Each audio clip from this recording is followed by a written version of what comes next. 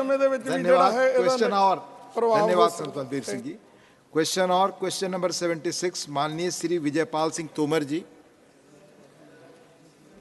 माननीय मंत्री जी, माननीय मंत्री जी,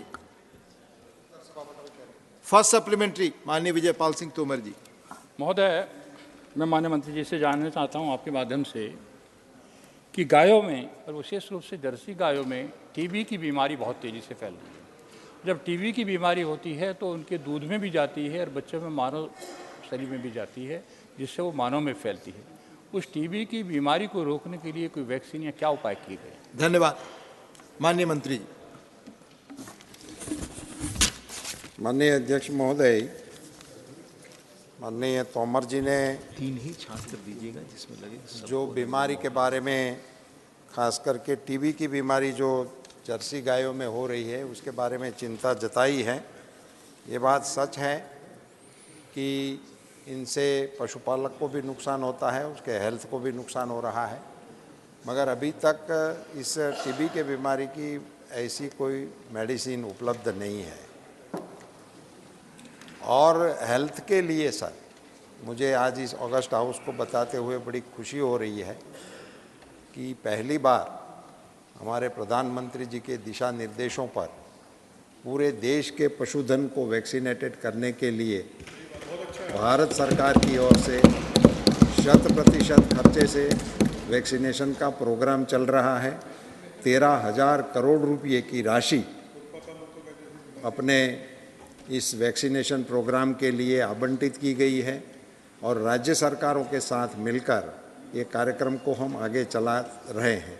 और इसी के चलते पशुधन का भी हेल्थ के लिए नेशनल कॉन्सेस भी बना है, पशुपालकों में भी अवेयरनेस आ रहा है और हमारे पशुपालन क्षेत्र को बढ़ावा मिल रहा है। धन्यवाद। माननीय विजयपाल सिंह तोमर जी, दूसरा सप्लीमेंट्री। महोदय, हालांकि आईसीआर के अधीन 19 पशु चिकित्सा संस्थान स्थापित हैं, लेकिन मान्यवर आईसीएआर के संस्थानों में से एक भारतीय पशु चिकित्सा अनुसंधान संस्थान IVRI चिकित्सा के मुक्त अनुसंधान सुविधाओं वाला प्रमुख संस्थान है, जो पशु चिकित्सा विज्ञान के साथ साथ स्नातक व स्नातकोत्तर शिक्षा प्रदान करता है। मैं माननीय मंत्री जी से जानना चाहता हूँ, क्या कोई दूसरा संस्थान भी ऐसा विशेष रूप से उत्तर प्रदेश में स्थापित करने की कोई योजना है? धन्यवाद। माननीय मंत्री जी। माननीय अध्यक्ष जी, ये जो संस्थान IVR का उल्लेख माननीय सदस्य ने बताया है, ये बहुत ही हमारे देश का प्रतिष्ठित पशु चिकित्सा के क्षेत्र में रिसर्च करने का अच्छा संस्थान है। विश्व की दृष्टि से उनकी मान्यता है। और मैं बताना चाहूँगा कि जैसे ये सेंट्रल डिसीज डायग्नोस्टिक सेंटर अपना बरेली में IVR है, ऐसे 5 क्षेत्रीय रीजनल डिसीज डायग्नोस्टिक सेंटर भी है। वेस्टर्न रीजनल के लिए पुणे में है, ईस्टर्न रीजन के लिए कोलकाता में है, साउथ रीजन के लिए बेंगलुरु में है, नॉर्थ रीजन के लिए जालंधर में है और नॉर्थ ईस्टर्न रीजन के लिए हमारा डायग्नोस्टिक सेंटर गुवाहाटी में। धन्यवाद। माननीय Sulata Dev ji, supplementary. Thank you deputy chairman sir for giving me the permission. मैं आपके माध्यम से माननीय मंत्री जी से ये जानना चाहती हूँ कि पूरे भारतवर्ष में 15 वेटनरी यूनिवर्सिटीज़ है, डिफरेंट स्टेट में, 15 स्टेट में।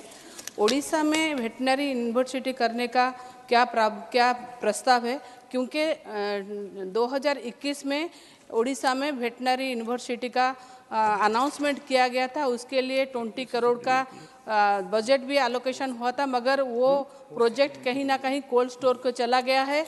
आज भी हमारे वहाँ पर वेटनरी डॉक्टर स्ट्राइक पे बैठे हैं, 15 दिन हो गया, और हंगर स्ट्राइक पे 3 दिन हो गया बैठे हैं। मैं माननीय मंत्री से ये जानना चाहती हूँ कि झारखंड में भी है, हमारे पास के स्टेट वेस्ट बंगाल में भी है, मगर हमारे उड़ीसा में जो प्रोजेक्ट दिया गया था वो क्यों कोल्ड स्टोर को चला गया, कब उसका रिवाइवल होगा?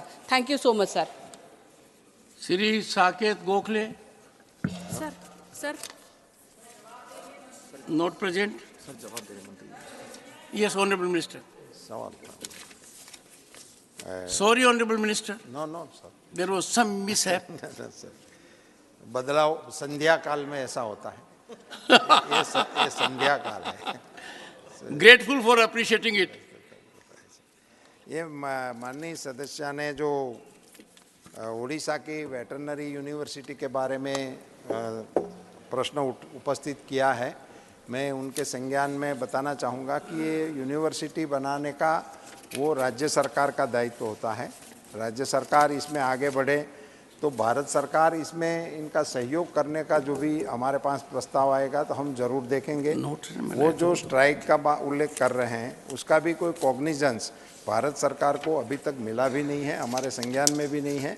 आपके माध्यम से अगर इसी में भारत सरकार का कोई इंटरवेंशन आप चाहते हैं तो हमारे संज्ञान में डालिए, तो हम इस पर विचार करेंगे।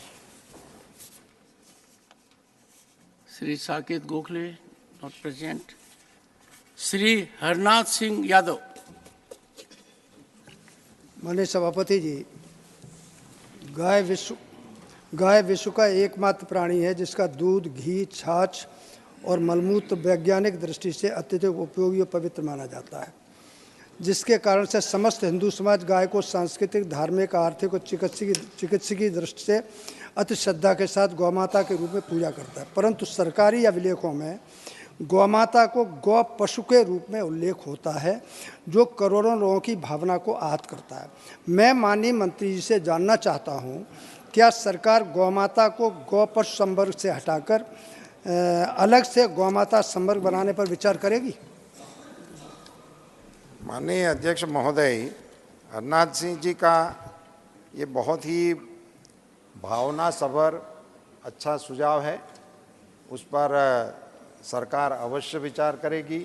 मैं इस सदन के माध्यम से एक बात भारत के पशुपालन मंत्री के नाते बताना चाहता हूं सर, कि जैसे मल और मूत्र वो शब्द ही अपवित्रता के द्योतक है, उसको कहने से फिर उसकी व्याख्या करने की ज़रूरत नहीं होती है, और वो किसी का पवित्र नहीं होता है।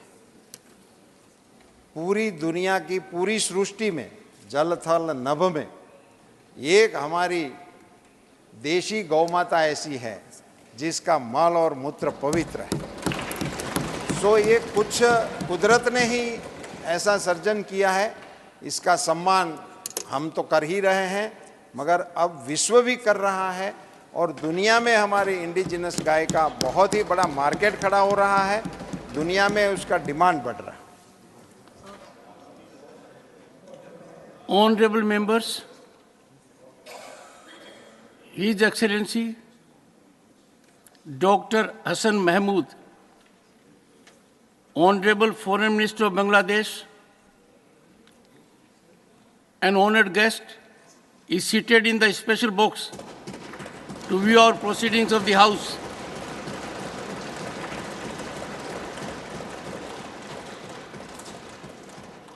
On my own behalf and on behalf of the honorable members of the House, I have great pleasure in welcoming His Excellency Dr. Hassan Mahmood, Honorable Foreign Minister of Bangladesh. Through him, we convey our greetings and best wishes to the members of Parliament,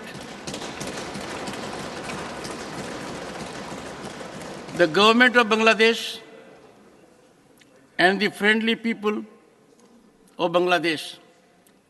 Our greetings and best wishes.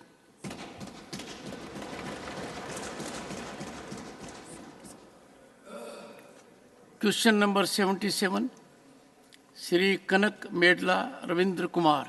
Sir, question number 77. Honorable Minister, Laid on the table of the House. first supplementary Shri Kanak Medla Ravindra Kumar.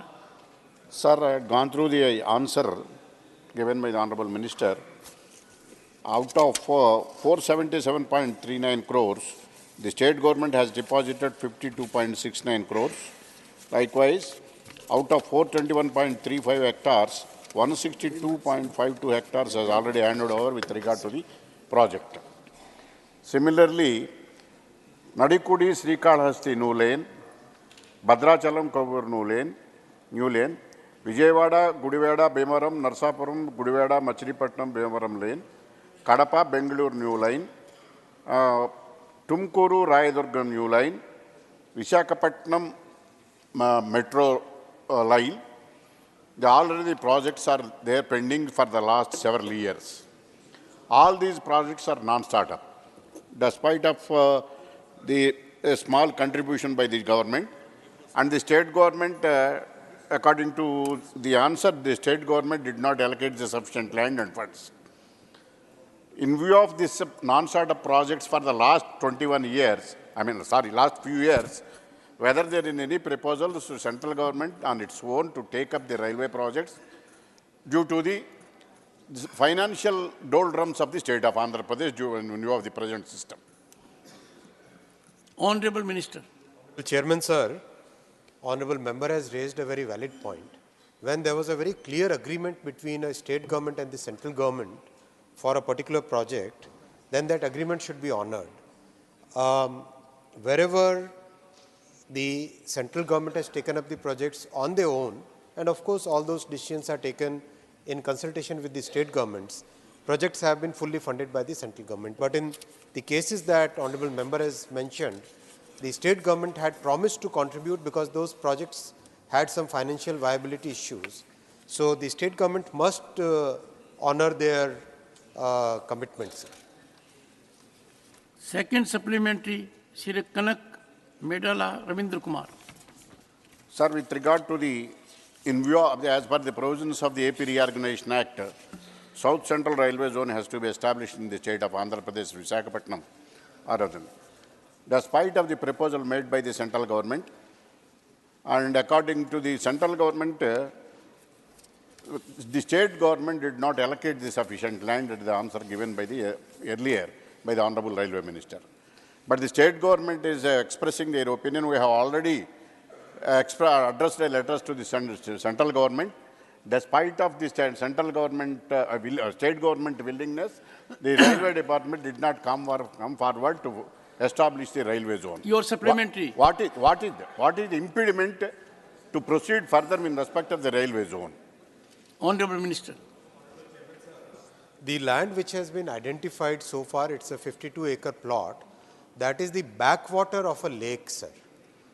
This is highly waterlogged land, which is not suitable for constructing a south coast zone building. So that's why we have requested that a suitable land may be identified by the state government.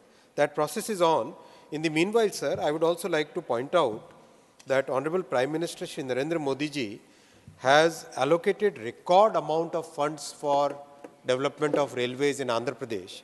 During the period 2009 to 2014, the average allocation for Andhra and Telangana, the undivided state, used to be only 886 crore. In the current budget, Honorable Prime Minister has allocated 9,138 crore rupees. Sir, Prime Minister has always said, Sabka Saath, Sabka Vikas, Sabka Vishwas or Sabka Prayas. That fourth element is very important, Sabka Prayas. Sabka Prayas will mean that the state government also must come with rapid land acquisition, with support in the land, in law and order. Sir, out of the 4,373 hectare land required for development of railway projects in Andhra, only 2,023 has been acquired so far. So I'll request through the Honorable Member to kindly request the state government to, as far as possible, support the development of railways, sir. Third supplementary, Shri Saket Gokhale. Thank you so much, sir. Sir, I would, through you, like to ask the Honorable Minister, so there are constant reports and complaints on social media from passengers regarding overcrowding in general compartments of trains, and that unreserved passengers have now begun traveling in sleeper and three-tier AC coaches. So I just want to ask the Honorable Minister, what steps are the railways taking to reduce overcrowding in trains, and how does the railways plan to increase the passenger capacity, since it is clear today that the number of passengers far exceeds the available capacity? I'll request your kind self to have an orientation course for the honorable member, because when a supplementary question has to be asked, that has to be related to the questions. It is not.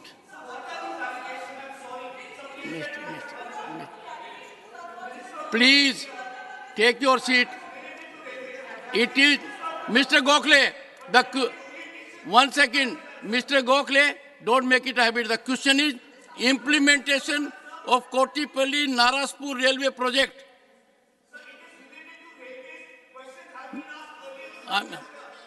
About things that are not related. For supplementary, Niranjan Bishi.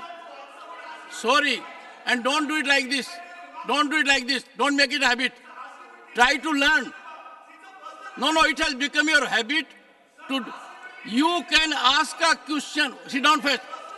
Sit down first. Take your seat.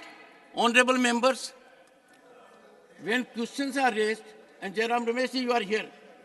When a question is raised, it is with respect to a specific matter. Am I right, sir? The Honorable Minister is required and expected to be fully updated on that question. The supplement, I hereby name, Sri, would you take your seat? Don't force me. Honorable members, I need your guidance. The question was specific, implementation of Kotipalli Naraspur railway project. The Honorable Minister has given response to it. The Honorable Member was not present by giving a supplementary on the earlier question. Looking to the situation, he is a young member. I again gave him precedence. We expect younger members to read the rules and not get into the... Mr. Gokhale, your conduct is ignoble, indecorous, against rules. Your party leaders need to enlighten you. Mr. Sukhender Sekharya. And before you speak, sir. Yes, sir. One, I am extremely pained. It is expected of the floor leader to enlighten the young member. If he makes it a habit day in and day out, force my hands. This is not a mileage matter.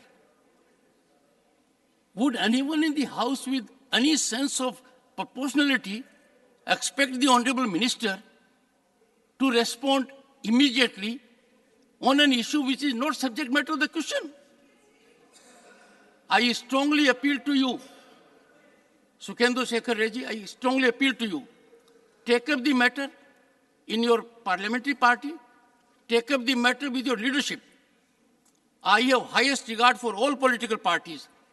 I want this House to be a platform to hold the government accountable. But you can't be part of a shouting brigade, and that also getting into absolute irrational approach. Yes, Mr. Sukhender Shekhar, what have you to say? Do you support him at the moment? Sir, according to the Minister or the Chair, the question that was put by the Honorable Member of my party may not be related with the question, main question. So, Minister could have said that since it is not related to the question, I am not answering. Instead of, in an excitement, he said that there should be an orientation course for the new members, etc. Something, yes. I said. Yes. He said, I am not supporting what my member has said. One second, Mr. Sukhendu Shekhar. One second. Sir, I am pointing out. One second. So that I have my little bit say. Your honorable member, Mr. Sukhendu Shekhar, your honorable member when the Honorable Minister said, what he meant was the supplementary is not relatable to the question, number one. When the member persists, he is on his seat. Again, look at. Sorry. I would urge Mr. Sukhendu Sekhar Ray to kindly make it convenient to see me in the chamber today. Please, I take a very serious view of the matter. I would greatly appreciate if you can spare time to see me in the chamber so that this public time for which public exchequer pays hugely is not misutilized. Sri Niranjan BC. Thank you, Honorable Chairman, sir, for permitting me to speak. I first of all express my thanks to Honorable Minister of Railway, Sri Ashwini Vaishnav for granting railway wagon workshop at Kontabanji and stoppage of Durgpuri express train at Loisinga. I want to appeal our Honorable Minister to kindly approve extension of Samata Express train from Bolangir to Delhi and Prayagraj because there is no train from district headquarters Bolangir to Delhi. So people and Railway User Association are demanding. So I appeal our minister to take step in this regard. You have noted the appeal?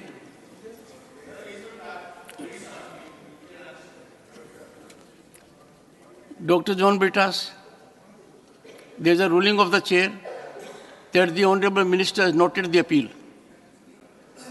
I think that should satisfy the member and everyone else. Your sorry is not taken on record. And I am so glad Saket Gokhale is smiling. But Saket, you also spared time to see me in the chamber today. Dr. Fozia Khan. And before I say so, Dr. Fozia Khan is a member of this House, extremely well prepared, thoroughly well prepared, and asks very relevant supplementaries. Everyone asks. I single out her because she does it invariably. This is on railway only, no? Sir, as per the February 23 flash report by the Infrastructure and Project Monitoring Division of the MOSPI on railway projects, 174 out of 173 are delayed. The Munirabad Mahbub Nagar project faces a significant delay of 276 months, while the Udhampur Srinagar Balamulla project lags by 247 months. So what steps are being taken to address the root causes of these delays, and what measures are in place to prevent similar setbacks in future projects? Honorable Minister. Sir, this is a very important matter which Honorable Member has rightly raised, and I support your kind observation that Dr. Fozia Khan, Madam, is always very well prepared, sir. Sir, I would like to take a couple of minutes to explain this point. Sir, when in 2014, Honorable Prime Minister Shri Narendra Modi ji took the responsibility of this country, at that point of time, the average pace of construction of railway tracks in the country was only 4 kilometers per day. Only 4 kilometers per day. During the entire 2004 to 14 period, only 14,900 kilometer tracks were laid. Sir, very happy to inform you and through your kind self to the entire House and the country, sir. Today the pace of construction is 15 kilometers per day. आज sir 15 kilometre per day नए railway track देश में बन रहे हैं.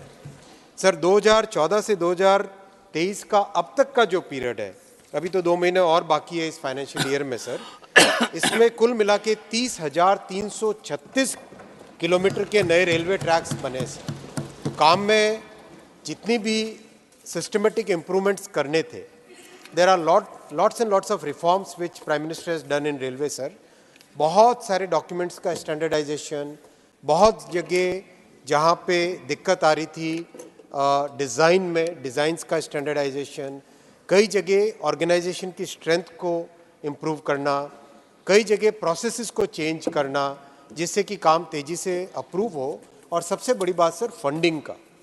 Funding sir 2014 में general budget से एक नेग्लिजिबल अमाउंट आता था। आज सर मोदी जी ने इस बजट में रेलवे के डेवलपमेंट के लिए 2,52,000 करोड़ रुपए का एलोकेशन किया है। सर रेलवे गरीबों की सवारी है, रेलवे मिडिल क्लास की सवारी है और मोदी जी का एकदम स्पष्ट फोकस है और ये मोदी गारंटी है कि रेलवे टोटली ट्रांसफॉर्म होकर रहेगा sir. Question number 78 Shri KRN Rajesh Kumar, not present. Honourable minister. In the table of the house. Shrimati Jaya Bachchan.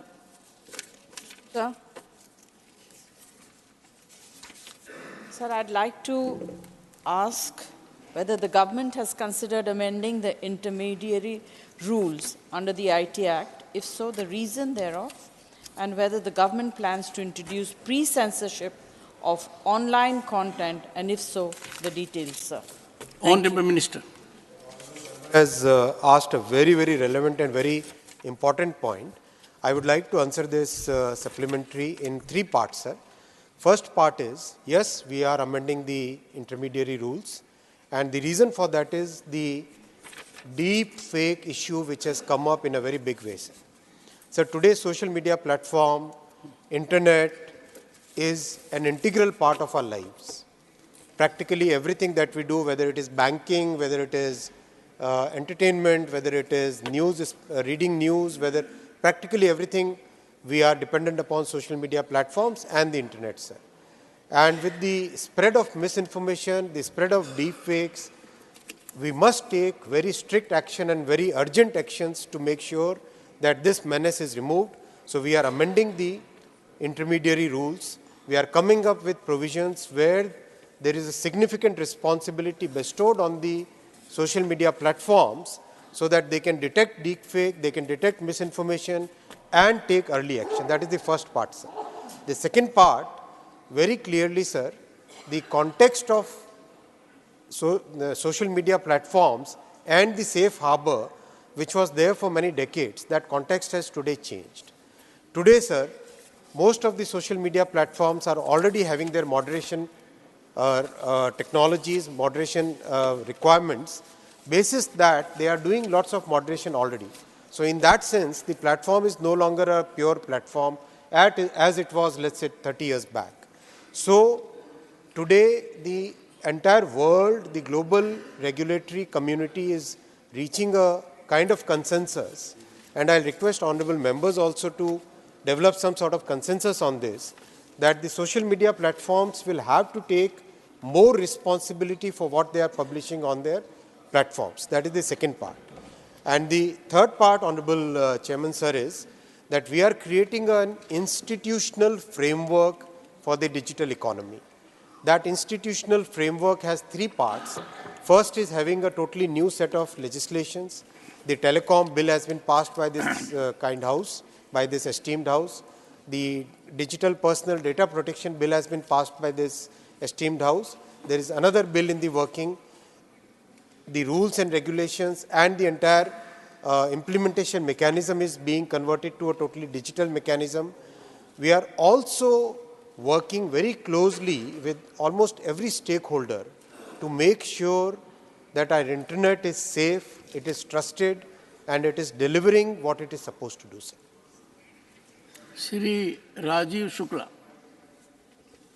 सभापति जी, मैं माननीय मंत्री जी से ये जानना चाहता हूँ कि साइबर क्राइम की स्थिति तो ये है कि इस कदर लोग दुरुपयोग कर रहे हैं कि लाखों लोगों का पैसा लोग हड़प ले जा रहे हैं और इस तरह के गैंग ऑपरेट करते हैं तमाम राज्यों से जो लोगों का पैसा हड़पते हैं। उस मामले में क्या क्या कदम उठा रहे हैं अपनी जगह, लेकिन सोशल मीडिया का जहाँ तक इसमें जिक्र है, सोशल मीडिया प्लेटफॉर्म एक ऐसा प्लेटफॉर्म हो गया है कि फ्रीडम ऑफ एक्सप्रेशन के नाम पे कोई भी व्यक्ति कुछ भी किसी के खिलाफ लिख सकता, प्राइवेसी का कोई सवाल नहीं, उसकी इज्जत का कोई सवाल नहीं, और वो उस पर पड़ा रहता है सालों उसको आप हटवा नहीं सकते, क्योंकि जो प्लेटफॉर्म ओनर है वो कहते हैं कि साहब आप कोर्ट से ऑर्डर लीजिए। कोर्ट में ऑर्डर कौन जाए, कौन लेता है, तो आदमी खोलता है कि जैसे अश्विनी वैष्णव, उसने देखा उसमें 10 चीज़ें लिखी, वो समझता है यही अश्विनी वैष्णव है या यही राजीव शुक्ला है।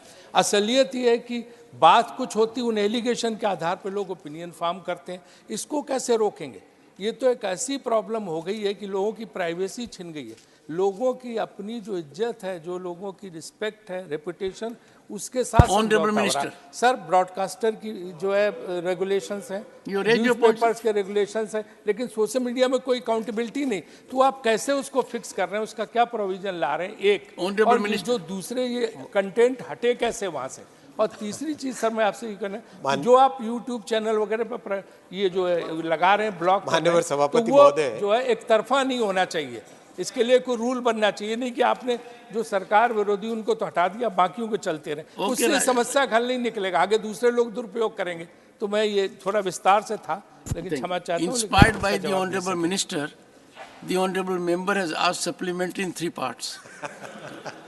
I'll answer in one part, sir. I'll answer.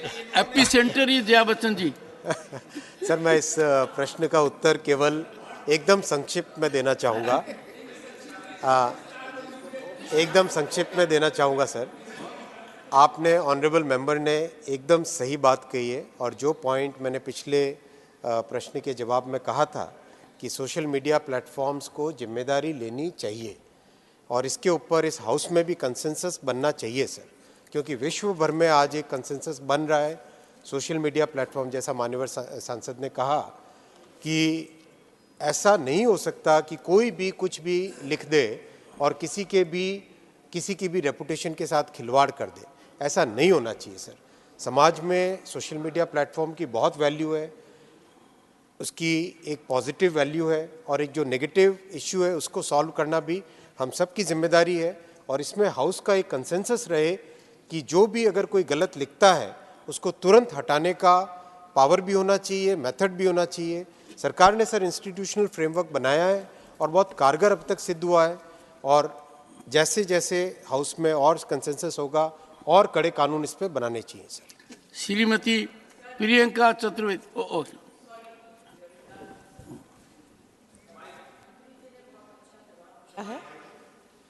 ज़रूरत नहीं है मुझे माइक की। मंत्री जी ने बहुत अच्छा जवाब दिया है, मगर जो भी मेथड ये यूज़ कर रहे हैं वो कामयाब नहीं है। हमारे नाम से इंस्टाग्राम्स हैं, I am not on social media at all. मैं बहुत पर्सनल चीज़ आपको बता रही हूँ। तो it is very nice of you to say that consensus of the house and everything, but whatever method sorry sir, it's not working. It's not working and it's become worse. Thank you, ma'am. I made an exception. Priyanka Chaturvedi. Sir 30 अक्टूबर को मुझे एक SMS आया था, काफ़ी opposition MPs को email आया था, जहां पर एप्पल ने भेजा था मैसेज, स्टेट स्पॉन्सर्ड अटैकर्स में बी अटैकिंग योर आईफोन। और उसके संदर्भ में उसी दिन मैंने माननीय IT मिनिस्टर को चिट्ठी लिखी थी। 4 महीने होने आ गए सर, उसका कोई जवाब नहीं आया है। तो सर एक सेकंड, जैसे अभी उन्होंने एक सजेशन दिया, बड़ा कंस्ट्रक्टिव सजेशन दिया कि ओरिएंटेशन कोर्स होना चाहिए, ऐसी ओरिएंटेशन कोर्स मिनिस्टर्स के लिए होना चाहिए कि टाइम बाउंड मैनर में चिट्ठी का जवाब दें। दूसरा सर, क्योंकि आपके संज्ञान में भी ये चीज़ है, एक मेंबर ऑफ पार्लियामेंट जो राज्यसभा की हैं, उनके ऊपर एलिगेशंस लोकसभा में ना लगाएं नाम लेकर sir. Thank you. Honorable Chairman sir. Sir, I have answer for the first one. If any honorable member feels that an honorable minister is not responding to the communications of the honorable member, approach your chairman. Take your seat, honorable minister. अगर किसी के भी phone में उनको अगर लगता है कि कोई प्रॉब्लम है, सर हमारे यहाँ एक बहुत अच्छा इंस्टीट्यूशनल मैकेनिज्म है honourable chairman sir. CERT-In is a highly qualified technical organisation, absolutely purely technical organisation. आप अपना फ़ोन दीजिए ना सर, हमने ओपन में कहा है, I have said that in public through a press conference, that if any honourable member or any honorable citizen of the country has any issue related to any hacking of their phone or something, kindly submit your phone, kindly share that information, kindly share the details. We'll get it technically examined. One second. We will get I'm it. Here. Please. No. We will get Please. it. Please. Sir, we will get it Priyanka, technically examined. You are a senior person. Don't do it. Please take your seat. Sir ऐसा नहीं हो सकता कि केवल allegation लगाए sir. अगर कोई allegation लगाता है तो साथ में जो लॉ एनफोर्समेंट की एजेंसीज हैं, जो स्ट्रक्चर है, जो सिस्टम है, उस सिस्टम के साथ आपको कोऑपरेट भी करना पड़ेगा. वन वे नहीं चलता है, वन वे नहीं चलता है. आप अगर बार बार कहते हो, एक मान्यवर सदस्य कहते हैं कि सोशल मीडिया का Hear the honorable minister. अगर एक मान्यवर Mrs. Priyanka Chaturvedi, please first hear the minister. Sir, Hear the minister. No, please Sir. hear the. Can I allow it? I want a sense of that. Can I allow it? You asked a question, the minister did not get up because he was not allowed to get up. So I must have some sanction imposed, and one sanction is please ask question when I say so, honorable minister. Sir, अगर कोई आरोप लगाता है कि भारत सरकार का जो इन्होंने माननीय सांसद ने आरोप लगाया है, तो इनकी जिम्मेदारी बनती है as a citizen of this country and as a member of this house to absolutely cooperate in the investigation so that the truth should come out, sir. This is what I have been requesting. I have done that through a press conference. I have done in this house itself when the post bill was being discussed. And if the honorable member just stands there to make allegation, that is not the way a member should be behaving. Question number 79, Srimati Geeta alias Chandra Prabha. 79. No. Nothing will go on record. John Britas, nothing will. No, Madam Jaya Bachchan.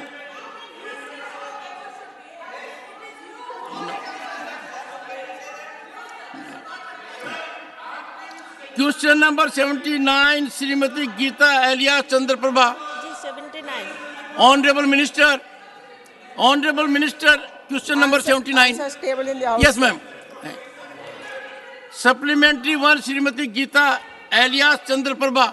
जी धन्यवाद महोदय.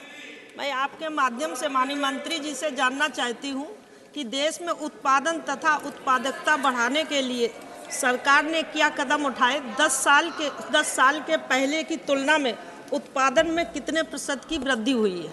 Honorable Minister. माननीय सभापति जी, कृषि क्षेत्र एक देश का बहुत बड़ा आबादी को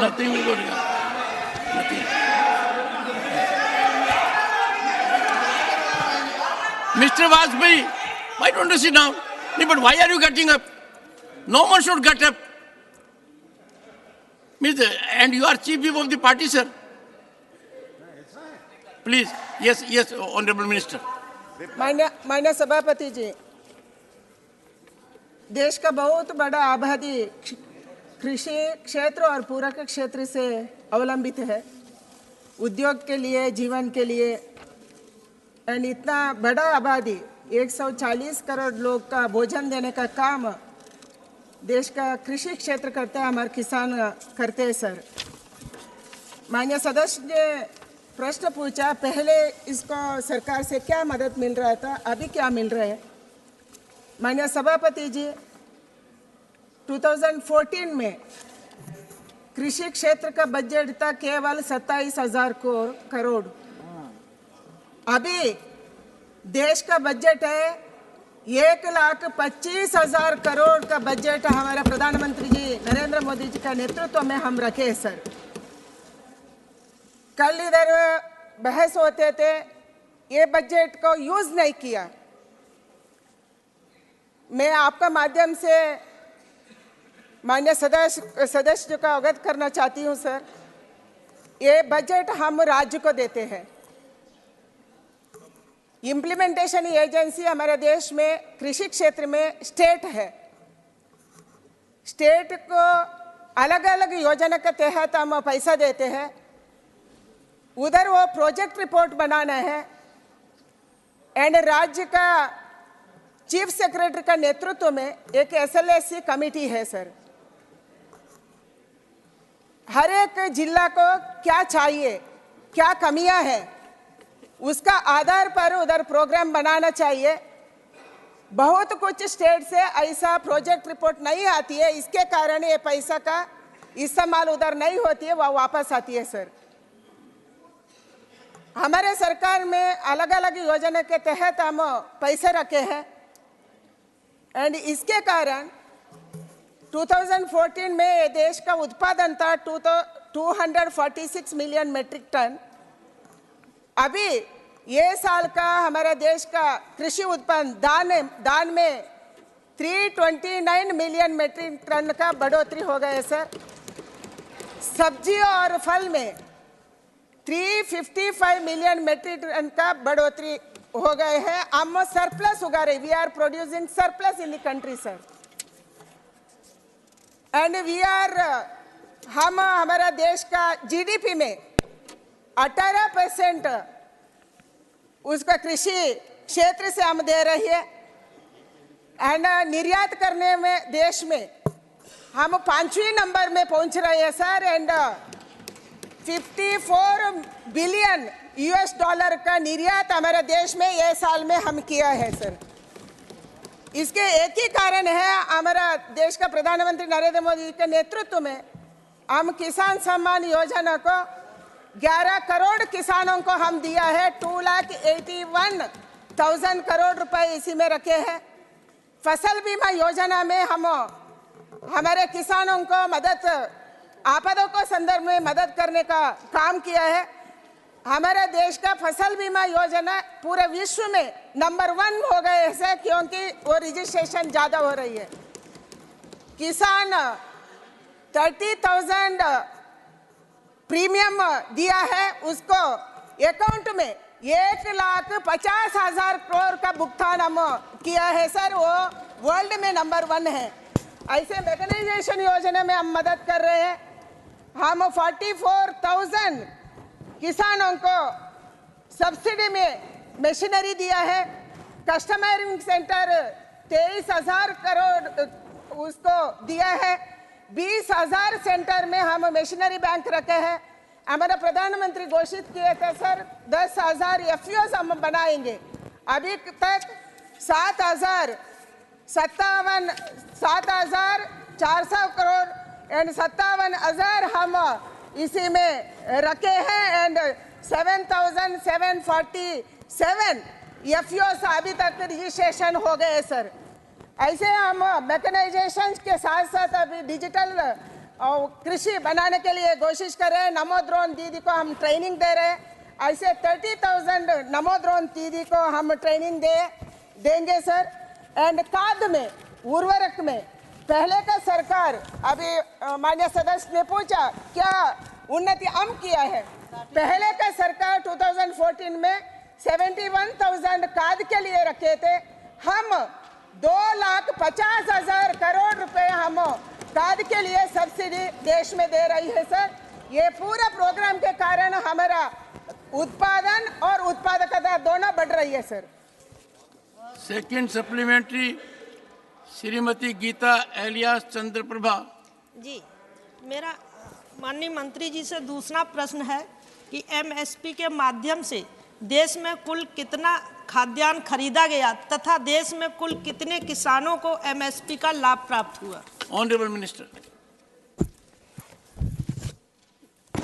माननीय सभापति जी, MSP में पहली बार हमारे देश ज़्यादा खरीदने लगे, प्रोक्योरमेंट करने लगे सर।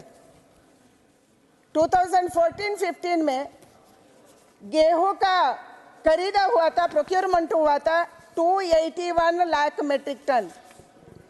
अभी लास्ट ईयर का प्रोक्योरमेंट है सर 433 लाख मेट्रिक टन का बढ़ोतरी हो गए सर। लाइक हम 50 लाख किसानों के लिए हम इसी से पैसा दिलाए सर, उसका खातों में डायरेक्ट बेनिफिट ट्रांसफर गया है। ऐसे ही पैडी में पहले हुआ था 478 लाख मेट्रिक टन, अभी वो बढ़कर 81 लाख मेट्रिक टन का बढ़ोतरी हो गया है सर। पल्सेस में 2014-15 का अंकड़ा ही नहीं मिलता है क्योंकि तब वो खरीदते नहीं थे। इसके कारण अभी हम पल्सेस को, दाल को हम खरीद रहे हैं, बाकी मोटे अनाज को हम कर रहे हैं। मोटे अनाज का निर्यात भी हमारे देश में 30% बढ़ गए सर, वो इंटरनेशनल ईयर ऑफ मिलेट्स मनाने के बाद। एंड एक्सपेंडिचर में हम पहले एक्सपेंडिचर करते थे, वीट खरीदते थे सर 2014-15 में 39,380 रुपीस का वो खरीदे। हम 85,000 करोड़ का वो तो किसानों को हम डीबीटी के तहत दिए हैं सर। वीट में हम पहले हम खरीदते थे सर 66,000 करोड़ रुपया वो किसानों को पहुंचते थे एमएसपी के तहत।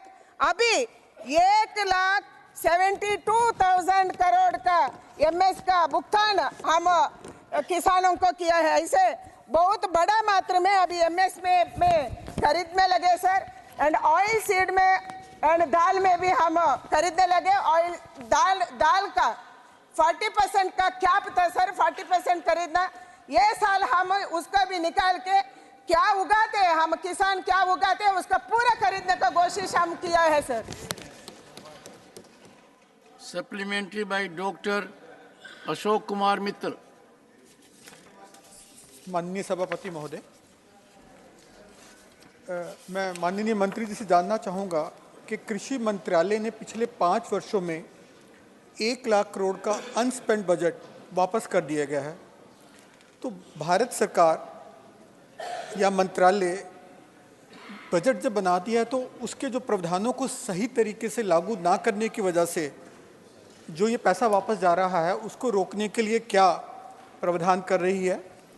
और जो किसान सम्मान योजना की राशि जो 2019 से सिर्फ 6,000 रुपये है उसे बढ़ाकर 15,000 रुपये करने पर क्या विचार कर रही है? धन्यवाद। माननीय मंत्री। माननीय सभापति जी, हमारा बजट में हम ज़्यादा पैसा रखे 1,25,000 करोड़।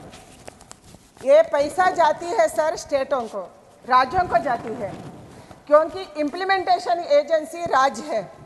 वो RKVI स्कीम हो, कुछ भी हो, उधर कोल्ड स्टोरेज बनाने के हो, वेयर हाउस बनाने के हो, मिट्टी टेस्टिंग लैब का हो, फूड टेस्टिंग लैब का हो, वो सब करते हैं स्टेट में सर। जिला का आवश्यकता क्या है, जिला में क्या कमियां है, उसके आधार पर वो प्रोग्राम प्रोजेक्ट बनाना है सर। इसके कारण वो स्टेट में चीफ सेक्रेटरी का नेतृत्व में एक कमेटी है, screening committee, state level screening committee है सर। उधर बैठ के वो हमारा जिला को क्या चाहिए, कौन सा जिला को क्या चाहिए, उसका आधार पर प्रोग्राम बनाना। हम पैसे भेजते हैं, वो प्रोजेक्ट नहीं बनाते, इसके कारण वो पैसा वापस आती है सर। हम बहुत बार राज्यों को चिट्ठी लिखा है सर, एंड बहुत बार रिमाइंडर लिखा, फिर भी उधर प्रोजेक्ट नहीं बनाते हैं सर। इसके कारण वो वापस आते हैं सर। इसके लिए मैंने आपके माध्यम से हर स्टेट को मांग रखती हूँ, आपका स्टेट का प्रोग्राम बनाइए, प्रोजेक्ट बनाकर दिल्ली के भेजिए, जरूर हमारा कृषि डिपार्टमेंट उसको देखेंगे एंड पैसा मंजूर करेंगे।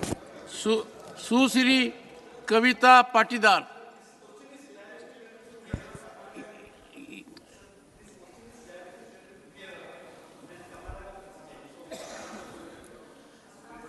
माननीय सभापति महोदय, सरकार द्वारा नमो ड्रोन दीदी जैसी महत्वपूर्ण पहल की जा रही है।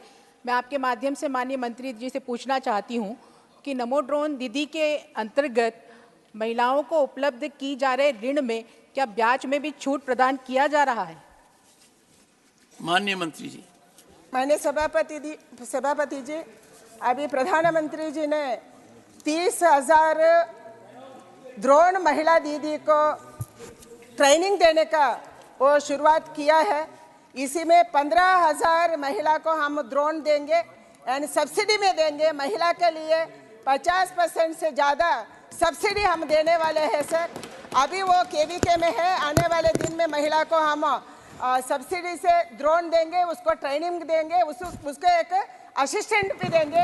टोटली 30,000 महिला को हम ट्रेनिंग करने का कोशिश अभी कर रहे हैं सर। श्री वी शिवदासन, सर आप कुछ पहले बोल गए, थोड़ा इंतजार करते मैंने रख रखा था। Sir, here my question is, Minister, given the data related to the fund distribution, so the Kerala has given good contribution in agriculture sector. I think the government, the union government, the duty of the government to protect the whole state. So here the data shows in PM Kisan 21-22, 2,185.05 you have given to the state of Kerala, but you have reduced it to 1,598.63. Why the amount has reduced? This is because of the targeting agenda of union government. Please. सभापति जी, किसान सम्मान योजना में land record सरकार, राज्य सरकार के पास होती है sir. ये लैंड रिकॉर्डर से जुड़ना, आधार कार्ड से बैंक अकाउंट को जुड़ना, ये काम राज्य सरकार करना है सर। कौन सा 8 लाख सर, केरल को हम कोई ऐसा डिफरेंस ऑफ स्टेट ऐसा नहीं किया है सर। हम हर एक राज्य को, हर एक किसान को एक साथ देखते हैं, एक आंख में देखते हैं। वही प्रधानमंत्री जी का इच्छा है सर। आपका स्टेट लैंड रिकॉर्ड से आधार को जोड़ने का काम नहीं कर रहे हैं, एंड आधार में कौन सा बैंक अकाउंट है उसको बैंक अकाउंट्स के जोड़ने का काम नहीं कर रहे हैं। उसके कारण उधर किसान सम्मान कम मिल रहे हैं सर। कई राज्य में, कुछ राज्य में ऐसे हो रही है क्योंकि वो लैंड रिकॉर्ड से जुड़ने का काम नहीं कर रहे। वो नीचे स्तर का अधिकारी, उधर हॉर्टिकल्चर एंड एग्रीकल्चर का अधिकारी, वो किसान के पास जाके उसका लैंड रिकॉर्ड को चेक करके उसको जोड़ने का काम, आधार से जोड़ने का काम करना जरूर हम सब किसानों को देंगे, except who are paying tax. And honorable member, at my request, yesterday the honorable finance minister had in very great detail responded to Mr. Surjewala on this point. You kindly go through it. If there are other issues, then you can raise. She had graphically given details why there are different numbers and what is required. You may have a different perception. Then you can raise an issue after going through that at my request. Question number 80, Sri Ravi Chandra Vadi Raju. Honorable Minister. Supplementary one, Sri Ravi Chandra Vadi Raju. Thank you, Honorable Chairman, sir. My first supplementary question is, since Government of India approved plan, world's largest grain storage, what is the funding pattern between center and state governments?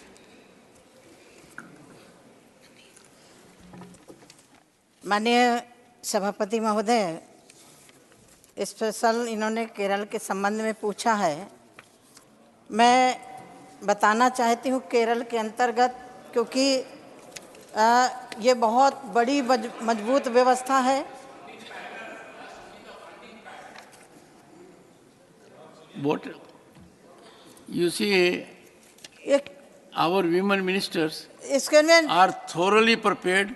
We have seen one here a while ago, one yesterday. Give her some time. She is always very thoroughly prepared. Please go ahead. माननीय सभापति महोदय, केरल के लिए जो इन्होंने funding की बात की है, मैं बताना चाहूँगी कि केरल के अंतर्गत भंडारण क्षमता बहुत है। मैं तेलंगाना के विकेंद्रीकरण जो हमारे खाद्य सुरक्षा के अंतर्गत भंडारण क्षमता होती है उसके अंतर्गत पर्याप्त है।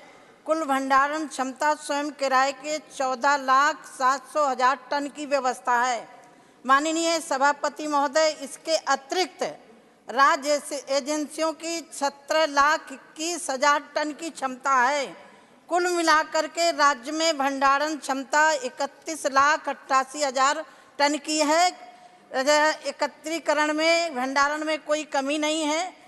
कुल गोदाम यदि ये जानना चाहेंगे तो कुल गोदाम 43,000 भारतीय खाद्य निगम के, 11 किराए पर 36, राज्य के पास सभी कल्याणकारी योजनाओं के लिए 4 माह के खाद्यान्न आवंटन 4,24,000 टन सापेक्ष 1 साल का पर्याप्त अधिक भंडारण क्षमता है। यदि राज्य सरकार भंडारण क्षमता यदि कोई प्राइवेट लगाना चाहे तो लगा सकता है, उसमें केंद्र का रोल नहीं है। Second supplementary Shri Ravichandra Vaddiraju. So my second supplementary question is, only one Gambiraupet PACS Karimnagar district in Telangana is taken. Will government take more PACS in Telangana as we are the highest paddy growing state? Honorable Minister. माननीय सभापति महोदय, एक भारत सरकार ने एक तय किया है जिसमें हमारे सहकारिता विभाग से भारत सरकार आगे हमारी क्षमता और बढ़ सके, इसके लिए सहकारिता मंत्रालय ने भारतीय खाद्य निगम एवं अन्य मंत्रालय जैसे कृषि आदि मंत्रालयों से पायलट प्रोजेक्ट तैयार किया है। विश्व की सबसे बड़ी अनाज भंडारण योजना को अनुमोदित किया गया है और मुझे लग रहा है जहाँ का जिस जिले का नाम लिया है वहाँ बढ़ाया गया है और आवश्यकता पड़ेगी तो केंद्र प्रदेश सरकार के साथ में है, प्राइवेट क्योंकि ये पीपी मॉडल पर भी स्थापित किए जाते हैं तो वहाँ स्थापित कर सकते हैं। श्री रामचंद्र जांगड़ा।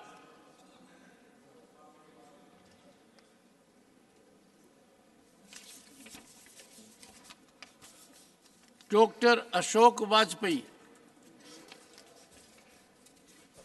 माननीय सभापति जी, आपके माध्यम से मैं माननीय मंत्री से जानना चाहूँगा कि जो गोदाम निर्माण कराने की जो हमारी क्षमता है, क्या जनपदवार कभी इस तरह का सर्वे कराया गया है कि प्रोक्योरमेंट में किस जनपद में कितनी खाद्यान्न की वर्ष में आवश्यकता होती है, उसके अनुरूप भंडारण कराया जाए जिससे कि आगे ट्रांसपोर्टेशन पर होने वाला व्यय न हो? क्या इस संबंध में इस तरीके का कोई अध्ययन करा करके प्रोक्योरमेंट के लिए गोदामों का निर्माण किया जाता है? माननीय मंत्री जी। सभापति महोदय, मुझे थोड़ा इसके पीछे जाना पड़ेगा, तो मुझे लग रहा है आपका संरक्षण चाहिए। शायद 2014 के पहले आम जनता में ये था कि खाद्य सामग्री बर्बाद हो रही है, गेहूं सड़ रहा है, चावल बर्बाद हो रहा है। मैं देश के यशस्वी प्रधानमंत्री जी का अभिनंदन करना चाहती हूँ। आज देश के अंदर कहीं भी बर्बादी नहीं हो रही है, ना लूट भी नहीं हो रही है। माननीय सभापति महोदय, जब पूर्वोत्तर में जाते थे, पूर्वोत्तर में गुवाहाटी के आगे कहीं ले जाने के लिए ट्रेन की व्यवस्था नहीं थी और वो रास्ते में लूट जाते थे। माननीय सभापति महोदय, आज कहीं भी ट्रक नहीं लूटा जा रहा, कोई ट्रेन से चोरी नहीं हो रही है, कहीं किसी गोडाउन में नहीं सड़ रहा है, ये पारदर्शी। और माननीय सभापति महोदय, एक बात और कहना चाहती हूँ। कल जब वित्त मंत्रालय के विषय पर चर्चा हो रही थी तो मुझे लग रहा है मुझे आप संरक्षण देंगे तो अच्छा रहेगा। एक विषय आया कि गरीबों को मुफ्त में राशन, यदि गरीबी रेखा से 25% लोग ऊपर उठे तो गरीबों को राशन क्यों? ये सवाल बार बार आता है, चाहे मीडिया के सामने हो चाहे सदन के अंदर हो। माननीय सभापति महोदय, क्योंकि मैं उसकी भुक्तभोगी हूँ, माननीय प्रधानमंत्री जी मुफ्त में राशन दे रहे हैं।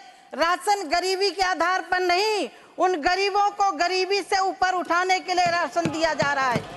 माननीय सभापति महोदय, एक उदाहरण मैं अपना देना चाहती हूँ। शायद यहाँ आपको भी याद होगा, सन 77 में बहुत भयंकर सूखा आया था। उस सूखे की चपेट में पूरा देश था, मुझे याद है।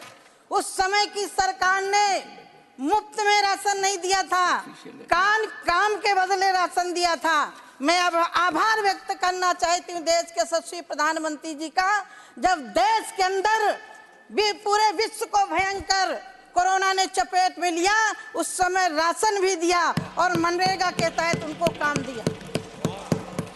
श्रीमती फानगोन Konyak.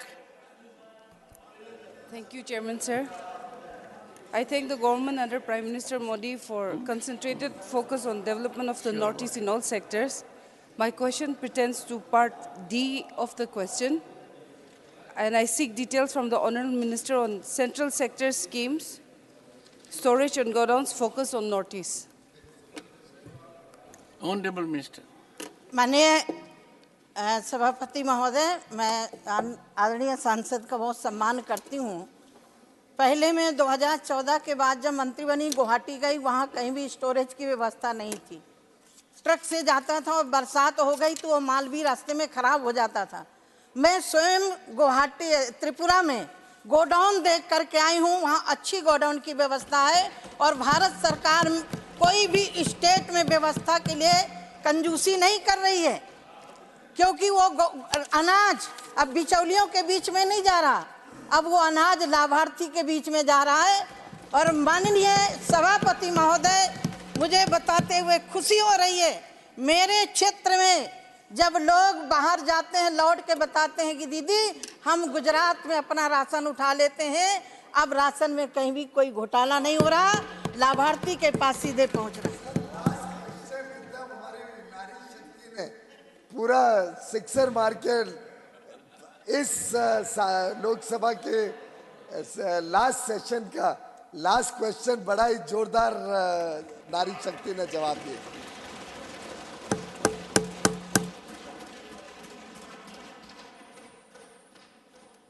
I have already appreciated that the two honourable members coming from the other gender, as you would like to call, have responded impactfully, effectively, and the House shares the sentiment. House shares the sentiment. Shobhaji was talking as if she is an agriculturist. She must be. And of course, ma'am was honourable member.